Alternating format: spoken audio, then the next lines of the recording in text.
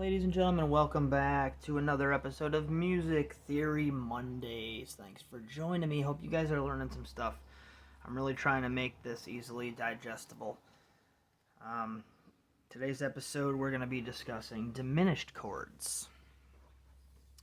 And I want to break this down from the major scale and the minor scale. There's actually two types of diminished chords. We have the half diminished and the full diminished.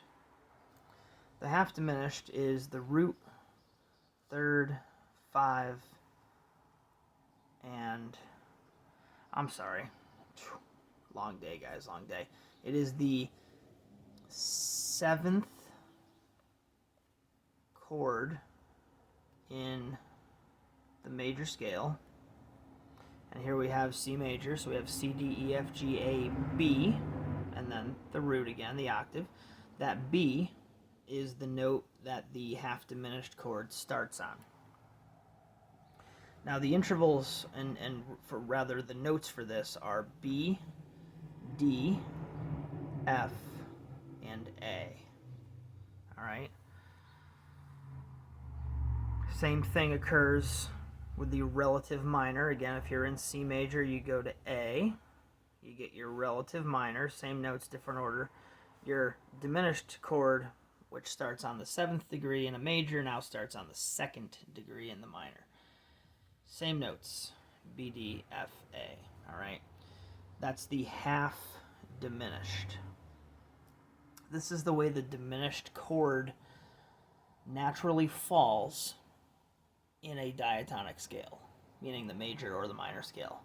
The fully diminished chord is essentially the same notes, except that last note becomes flattened or dropped by a half step. So the half diminished is B, D, F, A, and the fully diminished is B, D, F, A flat. The fully diminished chord will be the one that comes up the most.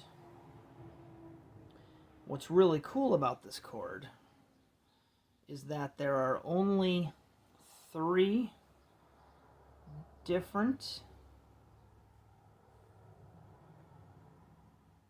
diminished chords available. And what I mean by that is each one of these chords contains the same interval between all of the notes. From B to D is a minor third. From D to F is a minor third. And from F to A flat is a minor third. So it's a perfectly symmetrical, perfect and consistent distance between all of the scale notes, or chord tones rather.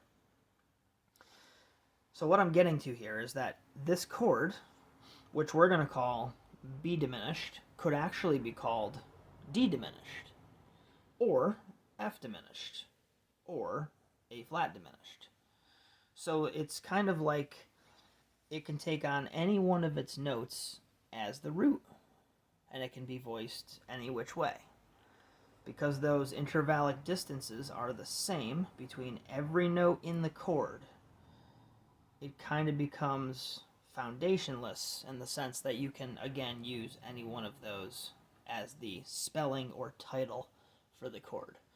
So you might want to use it as a B diminished chord, but if you're in a slightly different key, maybe you'd call it an A flat diminished chord.